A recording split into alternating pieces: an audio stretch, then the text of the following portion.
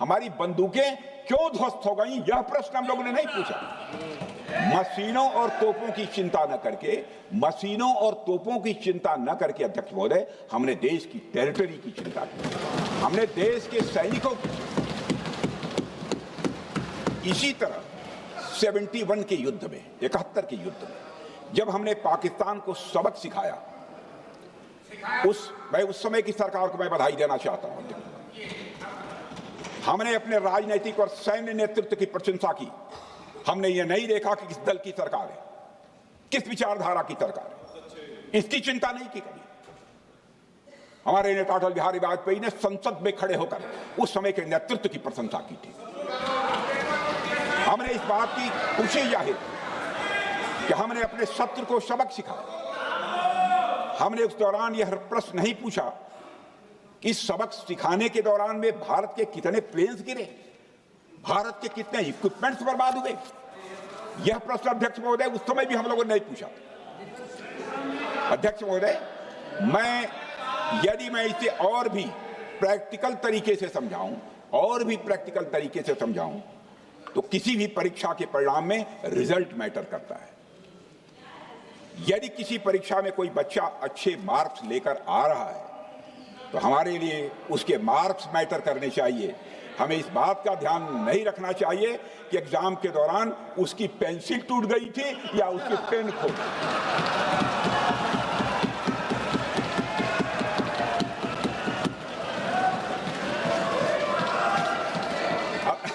अध्यक्ष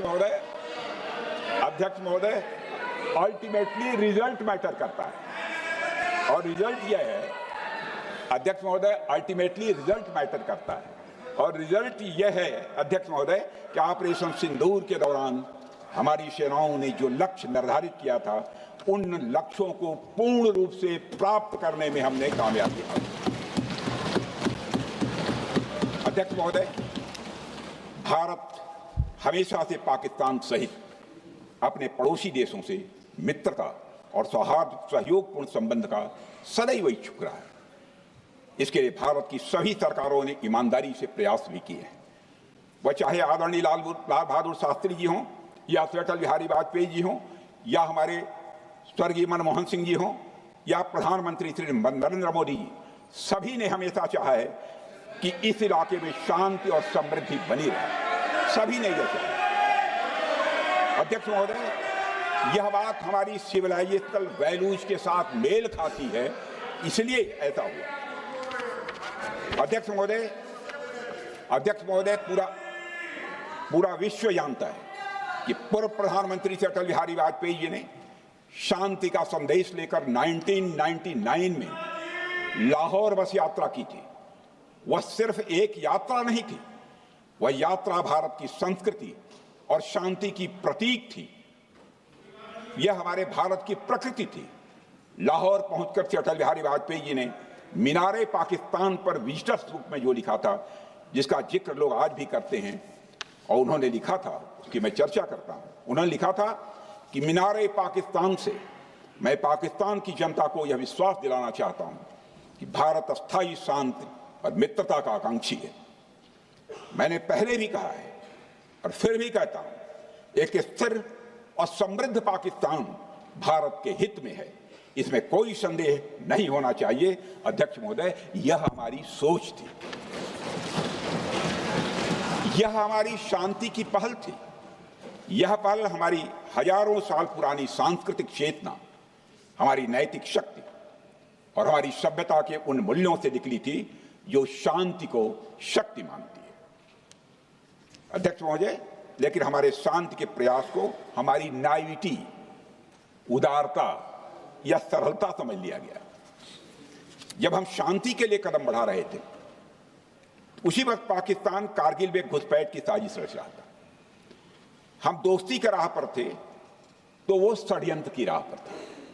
जब हम मामला खुलकर सामने आया तो हमारे वीर सैनिकों ने इस घुसपैठ के खिलाफ कार्रवाई करना प्रारंभ किया, और जब भारत की जीत सामने दिखाई दे रही थी तो पाकिस्तान ने परमाणु युद्ध की धमकी दे डाली। अध्यक्ष महोदय, तब हमारे तत्कालीन प्रधानमंत्री आदरणीय अटल बिहारी वाजपेयी जी ने कहा था पाक सेना के परमाणु हमले से भारत का तो कुछ नहीं बिगड़ेगा, लेकिन पाकिस्तान दूसरे दिन का सूरज नहीं देख पाएगा।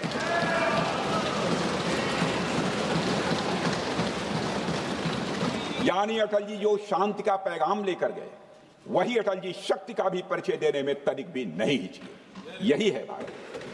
अध्यक्ष महोदय, यह सामर्थ्य का उद्घोष था। यह एक स्पष्ट संदेश था कि भारत शांति चाहता है, लेकिन अगर कोई हमारी संप्रभुता को चुनौती देगा तो उसका जवाब भी उतनी ही दृढ़ता से दिया जाएगा। अध्यक्ष महोदय, 2015 में जब हमारे प्रधानमंत्री मोदी जी ने लाहौर जाकर नवाज शरीफ से मुलाकात की, तो भारत ने फिर से दोस्ती का हाथ बढ़ाया। अध्यक्ष महोदय, हम वाकई में शांति की राह पर चलना चाहते थे, क्योंकि हमारी मूल प्रकृति बुद्ध की है, युद्ध की नहीं है। हमारी सरकार ने भी पाकिस्तान के साथ शांति स्थापित करने के अनेक प्रयत्न किए हैं, लेकिन बाद में हमने 2016 में सर्जिकल स्ट्राइक से, 2019 में बालाकोट में एयर स्ट्राइक से और 2025 के ऑपरेशन सिंदूर से हमने शांति स्थापित करने का दूसरा रास्ता अपनाया है। अध्यक्ष महोदय, अब हमारे प्रधानमंत्री श्री नरेंद्र मोदी जी और हमारी सरकार का स्टैंड बिल्कुल क्लियर है कि टेररिज्म और टॉक्स ये दोनों साथ नहीं चल सकते, क्योंकि सभ्य मुल्कों के बीच बातचीत होती है। अध्यक्ष महोदय, लोकतांत्रिक देशों में बातचीत होती है, पर एक ऐसा देश जिसके वजूद में लोकतंत्र का एक कतरा भी न हो और सिर्फ रिलीजियस फैनेटिसिज्म, टेररिज्म और हेट्रेड अगेंस्ट इंडिया हो, उसके साथ संवाद किसी भी सूरत में नहीं किया जा सकता। क्योंकि टेररिज्म की भाषा जो अध्यक्ष महोदय होती है, वह खून, डर और नफरत है, संवाद नहीं। गोलियों की आवाज में संवाद की आवाज दब जाती है। जहां खून बहता है वहां बातचीत की गुंजाइश अध्यक्ष महोदय नहीं बचती। अध्यक्ष महोदय, पाकिस्तान की वर्तमान स्थिति अब जग जाहिर है। जिस देश ने आतंक को अपनी विदेश नीति का औजार बना लिया, वह अंततः अपने ही जाल में फंस जाता है। पाकिस्तान की नीति और चरित्र को लेकर कोई भ्रम नहीं रहना चाहिए। यह एक ऐसा देश है जो वैश्विक आतंकवाद की नर्सरी है और उन्होंने इसको अपनी स्टेट पॉलिसी का भी एक आधार बनाया हुआ है। अध्यक्ष महोदय, ऑपरेशन सिंदूर के दौरान पूरी दुनिया ने देखा है कि पाकिस्तान में सरकार आतंकवादियों के लिए स्टेट फ्यूनरल का इंतजाम कर रही है और सैन्य अधिकारी भी आतंकवादियों के जनाजे में भाग लेते हैं। यह वही देश है जो सीमा पर सैनिकों से लड़ने का साहस नहीं जुटा पाता, इसलिए निर्दोष नागरिकों, बच्चों और तीर्थयात्रियों को आतंकवाद का निशाना बनाता है। पाकिस्तान की सेना और आईएसआई आतंकवाद को एक प्रॉक्सी वार के रूप में अध्यक्ष महोदय इस्तेमाल करती हैं और उसके सहारे वे भारत को डिस्टेबलाइज करने का सपना देखती है। अध्यक्ष महोदय, मैं लोकतंत्र के मंदिर में खड़े होकर यह बात कह रहा हूं कि भारत को 1000 कट्स देने का सपना पालने वालों को नींद से जग जाना चाहिए। यह मोदी जी के नेतृत्व वाला नया भारत है जो आतंकवाद के खिलाफ किसी हद तक जा सकता है।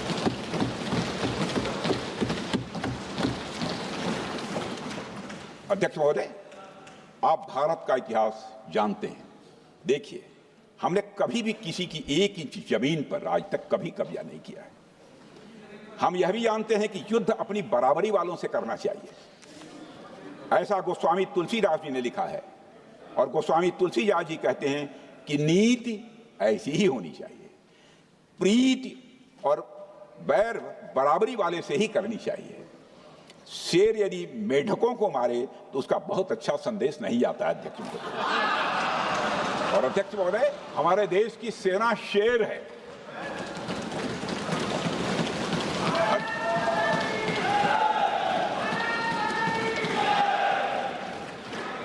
अध्यक्ष महोदय, पाकिस्तान जैसा देश जो साइज, सामर्थ्य, शक्ति और समृद्धि में हमारे आसपास भी नहीं है, उस मुल्क से कैसा मुकाबला? जो मुल्क अपने अस्तित्व के लिए दूसरों पर आश्रित हो, उसके मुकाबले का मतलब है अपना स्तर कम करना। हमारी नीति है आतंकवाद के खिलाफ प्रभावी कार्रवाई करना। हमारा पाकिस्तान विरोध उनकी आतंकवाद की नीति के कारण है, इसलिए पाकिस्तान से हमारा विरोध है। अध्यक्ष महोदय, हम अगर शांति की आशा के लिए हाथ बढ़ाना जानते हैं तो अशांति फैलाने वाले हाथों को उखाड़ना भी जानते हैं। अध्यक्ष महोदय, अगर शांति के प्रयास करना हम जानते हैं तो दुष्टों को जो भाषा समझ में आए उसी भाषा में समझाना भी जानते हैं। सठे साक्ष्यम समाचरित, अर्थात दुष्ट के साथ दुष्टता का ही व्यवहार करना पड़ता है कभी कभी। अध्यक्ष महोदय, हमने भगवान कृष्ण से सीखा है कि शिशुपाल की 100 गलतियां माफ की जा सकती हैं, पर अंत में धर्म की रक्षा के लिए सुदर्शन चक्र उठाना ही पड़ता है।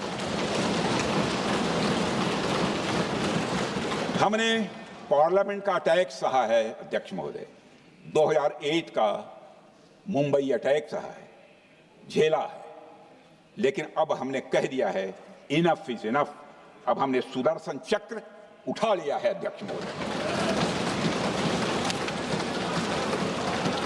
अध्यक्ष महोदय, हमारी प्रवृत्ति भगवान राम और भगवान कृष्ण से प्रेरित है, जो हमें शौर्य भी सिखाती है और धैर्य भी सिखाती है।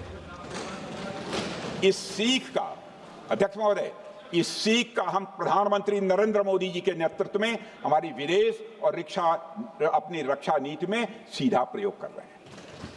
आज भारत पहले दोस्ती का हाथ बढ़ाता है, लेकिन अगर कोई देश धोखा दे तो उसकी कलाई भी मरोड़ना जानता है। अध्यक्ष महोदय, हमारी नीति स्पष्ट है कि हमने एक समय लाहौर बस यात्रा की भाषा में बात की थी तो पाकिस्तान ने हमारी उस भाषा को नहीं समझा, तो अब हम उन्हें बालाकोट स्ट्राइक की भाषा में जवाब देंगे। अध्यक्ष महोदय, भारत के लिए शांति हमारी प्रायोरिटी है, हमारी प्राथमिकता है और हमारी शक्ति उसका आधार है। भारत के लिए शांति प्राथमिकता है और हमारी शक्ति उसका आधार है। यह शक्ति हमारे सामर्थ्य से पैदा हुई है अध्यक्ष महोदय, और यह सामर्थ्य पिछले 11 साल में कई गुना बढ़ गया है। मैं ये नहीं कहता हूं पहले नहीं था, पहले था, लेकिन अब कई गुना बढ़ गया है। आज भारत विश्व की चौथी सबसे बड़ी अर्थव्यवस्था है और अभी आई मॉर्गन स्टैनली के रिपोर्ट के मुताबिक 2028 तक विश्व की तीसरी सबसे बड़ी अर्थव्यवस्था बनने की ओर भारत चल रहा है। अध्यक्ष महोदय, आर्थिक उन्नति के साथ साथ भारत के रक्षा क्षेत्र में 2014 से उल्लेखनीय परिवर्तन, रिमार्केबल चेंज आया है। आज का भारत डिफेंस सेक्टर में आत्मनिर्भरता, सेल्फ रिलायंस और स्वदेशी उत्पादन की दिशा में तेजी से आगे बढ़ रहा है। अध्यक्ष महोदय, आज हम हर दृष्टि से समर्थ भी हैं और सक्षम भी हैं। अध्यक्ष महोदय, मैं सदन को यह भी जानकारी देना चाहता हूं, उसके बाद जब प्रश्न पूछा गया हमारे सारे चीफ से, सीडीएफ से, डिफेंस सेक्रेटरी से, क्या ऑपरेशन के लिए तैयार हैं, क्षण भर की देर नहीं लगाई, सबने बोला यस सर। अध्यक्ष महोदय, ऑपरेशन सिंदूर हमारे सामर्थ्य का ही प्रतीक था, जिसमें हमने दिखा दिया कि अगर कोई हमारे नागरिकों को मारेगा तो भारत चुप नहीं बैठेगा। भारत की आत्मरक्षा के लिए हमारा राजनीतिक तंत्र और नेतृत्व बिना किसी दबाव के काम करेगा। हमारी मिसाइल फिजिकल सीमाएं लांघेंगी अध्यक्ष महोदय, और हमारे वीर सैनिक दुश्मन की कमर तोड़ेंगे।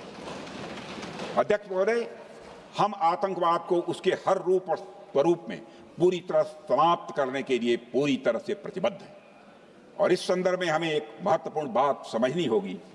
Pakistan sponsored terrorism is not random madness, there is a method in this madness. यह एक सुनियोजित रणनीति है, यह एक फंडामेंटल रेज है। अध्यक्ष महोदय, प्रसिद्ध लेखक वीएस नायपाल ने सही कहा था, पाकिस्तान में होना एक ऐसी अल्टरनेट और कंट्रास्टिंग रियलिटी है, where war is peace, freedom is slavery, ignorance is strength, यानी यहां